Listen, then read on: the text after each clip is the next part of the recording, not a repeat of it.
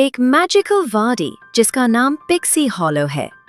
इसी वादी में परियों की एक खूबसूरत दुनिया आबाद है। इसमें बहुत ही खूबसूरत नन्हे जानवर भी रहते हैं।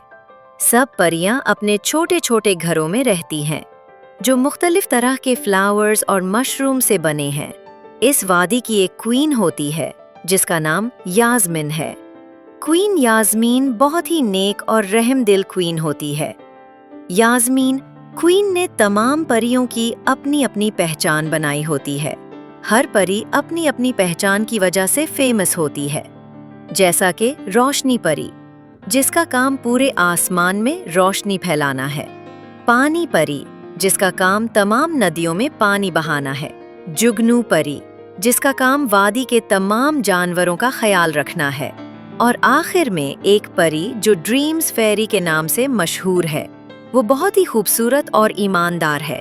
इसका काम वादी में रहने वाली परियों, बच्चों और जानवरों को सुनहरी ख्वाब दिखाना है।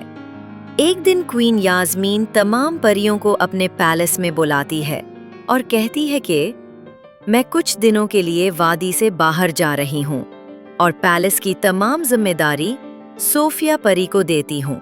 क्वीन यास्मीन सोफिया परी की ईमानदारी से बहुत खुश होती है। रोशनी परी ये सब देखकर सोफिया से जेलस हो जाती है। वो अपने दोस्त के साथ इसे पिक्सी हॉलो से निकालने का प्लान बनाती है। एक दिन रोशनी परी सोफिया परी को एक कैफे में ले जाती है।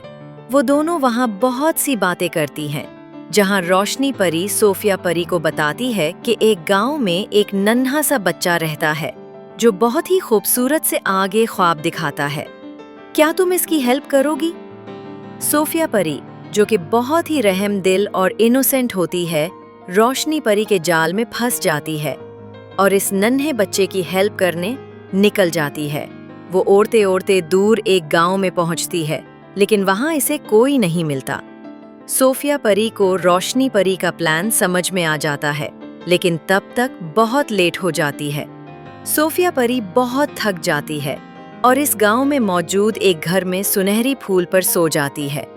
जब सोफिया परी पिक्सी हॉलो वापस लौटकर नहीं जाती, तमाम परियों और जानवरों को खौफनाक ख्वाब आने लगते हैं। तो ये खबर क्वीन यास्मीन को पता चल जाती है।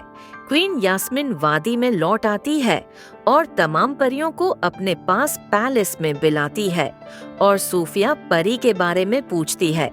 तमाम परियां कहती हैं कि वो सोफिया परी के बारे में नहीं जानते कि वो कहाँ गए हैं।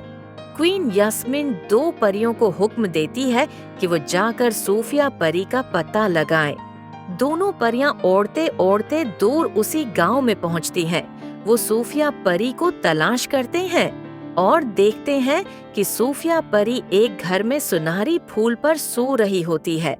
वो सोफिया परी के पास जाती हैं और उसे जगाते हैं। सोफिया परी उठ जाती है। वो सब ओढ़कर वापस पिक्सी हॉलो पहुंच जाती है। सामने क्वीन यास्मीन सोफिया परी का इंतजार कर रही होती है। सोफिया परी क्वीन यास्मीन को रोशनी परी के सारे प्लान्स के बारे में बताती है। क्वीन यास्मीन रोशनी परी को पिक्सी हॉलो से निकाल देती है। रोशनी परी अपनी गलती पर शर्मिंदा होती है और रोती है। दूसरी तरफ वादी में फिर से खुशियां फैल जाती हैं और सब फिर से सुनहरी ख्वाब देखने लगते हैं।